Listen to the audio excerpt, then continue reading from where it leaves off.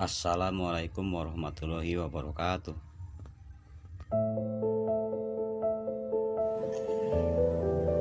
Sejarah zaman logam.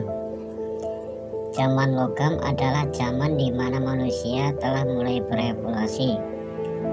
Zaman ini berlangsung sekitar tahun 3000 sebelum Masehi sampai 1200 sebelum Masehi.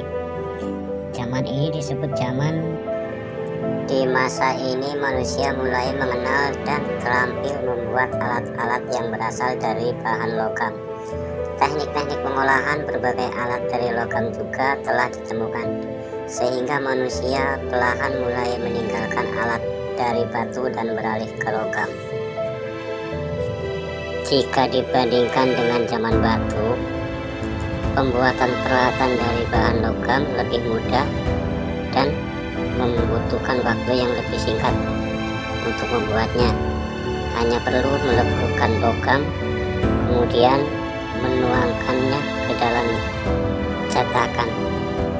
Seiring kemajuan pola pikir masyarakat, pada saat itu mereka juga telah mengenal sistem barter. Alat-alat logam yang telah dibuat ditukarkan dengan berbagai bahan makanan. Karena itu zaman ini disebut juga dengan masa perundagian, di mana kata undagi dalam bahasa Bali memiliki arti orang-orang yang terampil membuat alat dari logam. Masyarakat yang hidup di masa itu adalah masyarakat Melayu Muda dan Deutro Melayu. Sebagian besar dari mereka merupakan pendatang dari daratan Asia Tenggara, tepatnya dari Dongson, atau saat ini kita sebut dengan Vietnam. Mereka merupakan nenek moyang dari suku Jawa, Bali, Bugis, Madura, dan sekitarnya. Kedatangan mereka bertujuan untuk menyebarkan kebudayaan serta keahlian mereka. Selain tampil dalam perbuatan alat-alat dari bahan logam, mereka juga telah menguasai teknik persawahan. Perkembangan kehidupan manusia pada saat itu sangatlah pesat. Berikut penjelasan mengenai ciri-ciri kehidupan pada zaman logam. Perdagangan sudah dilakukan dari pulau ke pulau di Indonesia, bahkan hingga Asia Tenggara dengan sistem barter. Mereka menukarkan beberapa alat logam dengan rempah-rempah, manik-manik, ataupun bahan baku pembuatan alat lainnya. Kebudayaan sudah semakin meningkat dan mengalami kemajuan.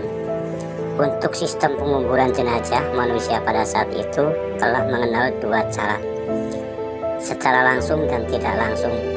Penguburan secara langsung dilakukan dengan meletakkan jenazah pada sebuah peti dan langsung menguburkannya di tanah, atau bisa dilakukan tanpa menggunakan peti. Sedangkan penguburan secara tidak langsung melalui beberapa tahap. Tahap pertama, jenazah diletakkan dalam sebuah peti dan dikuburkan ke dalam tanah. Tahap keduanya, setelah jenazah tersebut sudah menjadi rangka, mereka mengambilnya kemudian dikuburkan kembali ke dalam kuburan batu. Sistem tutup tanah juga sudah dikembangkan pada zaman itu. Sesuai dengan namanya, pada masa ini manusia telah mahir membuat alat-alat dari bahan baku logam.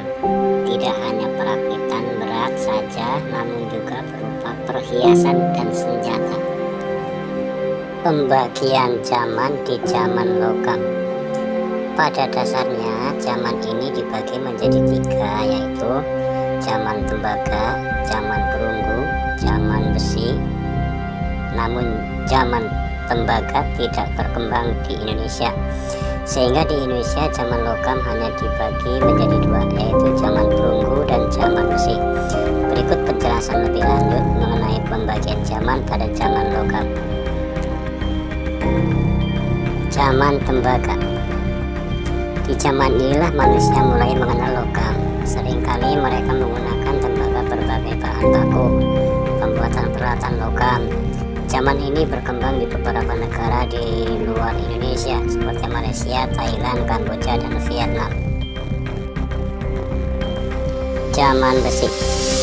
Pada zaman ini, peralatan yang dibuat bisa dibilang paling sempurna karena berasal dari besi. Manusia pada zaman besi ini telah mengenal bahan dasar besi yang lebih keras daripada tembaga ataupun perunggu. Peninggalan zaman logam.